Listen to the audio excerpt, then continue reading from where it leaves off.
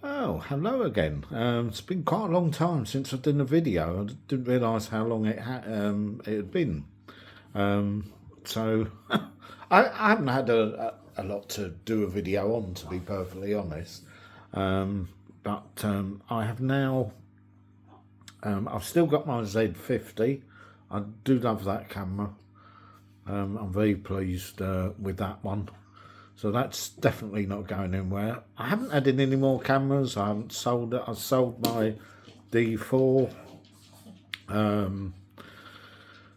So all I've got now is the Z50 Mark II and my Gfx100s Mark II.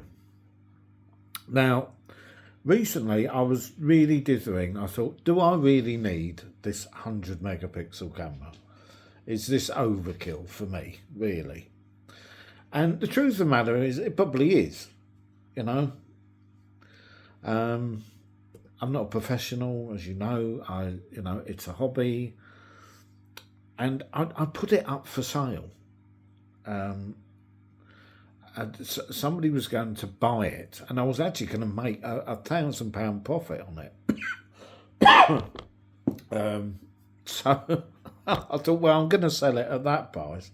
Anyway, as it turns out, I think he got a bit mixed up with what I was selling. He was after the Gfx100, not the 100s. And then he realised it was, and obviously backed out. So anyway, that kind of put me, and I thought I'd put it on eBay, which I did for a little while.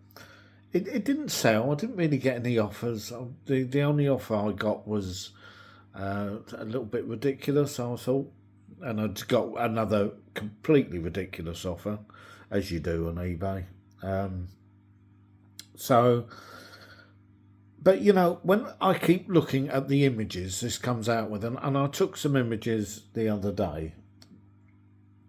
Hang on, let me see if I can show you this.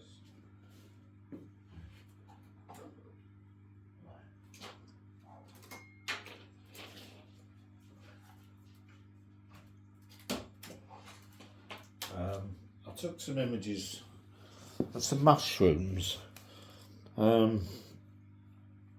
Which were quite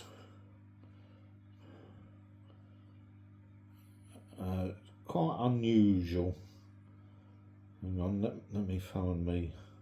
I had problems with me photo legacy on this laptop, and I managed to so I've had to restore everything, which I've managed to do. Maybe if I can show you here. If you look at this photo, I don't know how well you can see that on this. I've really got to learn how to edit videos so I can just put them on. But if you look at this mushroom here, it's almost like a macro shot. It's incredibly sharp. I don't know if that shows it as well as it could. Let's move this along here. There you go, and you can see. I mean, it's just honestly, maybe it probably doesn't show them justice. But if I look, but the images that come out of this are absolutely incredible. And the sharpness, I just found these mushrooms, and when I've really zoomed in, I mean, it's almost like a macro shot. The images that come out of this are just incredible. And I thought, my God, you know, why am I selling this camera? Because this is just, and I've taken just a few examples. I've taken some other images, and I'm just amazed by the image quality that comes out of this. It really is something else. And people go on about doing raw photographs all the time. The colours that come out of these Fuji, I don't need to do anything with them. You know, I'm quite happy shooting JPEGs. And I know some people will say, oh no, and I see it so many in comments in forums about RAW versus JPEG. And I'm sure there's good reasons for shooting RAW. But is it always really necessary? I really don't think it is. The images that I'm getting, if I was selling these photographs to a client, they wouldn't know whether they were RAW or JPEGs or whatever. They wouldn't have a clue. If I was going to sell this photo, and you know, if that was a photo that you wanted to buy, say that one, I mean, I could print that really large, and you could put that on your wall, and you wouldn't know whether it had been edited or not. I mean, you really wouldn't. And I haven't edited that other than cropped it in, because there's nothing to edit, really. I'm sure somebody would say, oh, you can do this or you can do that and all the rest of it. But if I was selling that to a client and they wanted a picture of those mushrooms, I guarantee they'd be more than happy with that photograph. They wouldn't want me sitting on a computer. They wouldn't know whether I've sat on a computer for an hour and edited it. So I do think a lot of this RAW versus JPEG is just such over... And I think what you have to also remember is there's money to be made out of RAW photographs.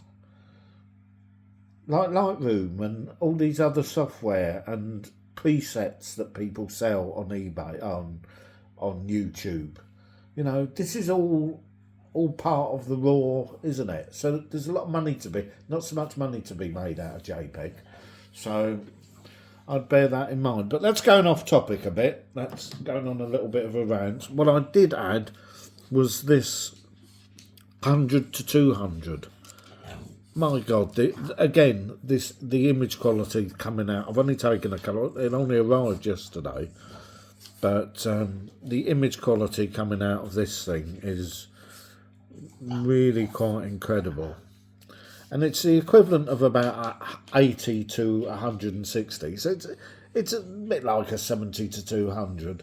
But it's a 5.6. It's not a 2.8. But that's like more or less an f4. And I took some pictures indoors last night with this just to see what it's like, you know, in a dark situation. And I just put it in the P mode. And it works in low light like a treat. So having this massive sensor really does make a difference in low light. And I thought this is going to be a fantastic walk-around lens. And also a wildlife lens, because I don't want to fork out for the 500mm, because I've got the 500mm on my Z52. So, and I had the 45 to 100 when I bought the original 100s, not the second version, and then I sent it back. But this one, and because the availability of cropping is so big, it's probably more or less the equivalent of a 400mm lens, because that capability, if I take a picture of a small bird, I will be able to crop into it to such an extent that it's probably going to be... somebody actually tested this. I think I saw that on a YouTube, and they tested it out, and it worked out that it was like a 400mm lens. So that's the incredible, you know, cropping capabilities with this system, and the images that just come out with it. So I changed my mind completely about getting rid of it, and now I'm keeping it because I just love it. And this 45mm lens is absolutely incredible as well. I mean, these were taken with this, all these mushroom photographs.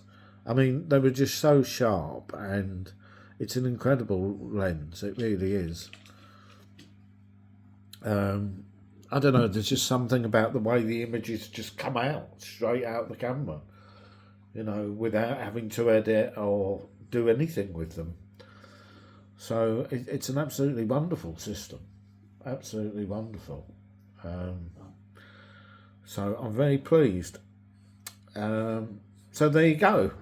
just the two cameras I've got now, my Z52 and the Gfx100s Mark II. Don't know when I'll be doing the next video on the collectibles. I kind of haven't done that. I might do another one soon, but I've sold a lot of that stuff on.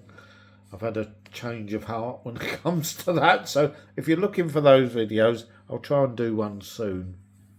But back to photography for now. Yeah, this is a great system. I absolutely love it. And although it's quite expensive, I think the images that come out of it are just incredible. Anyway, till the next one.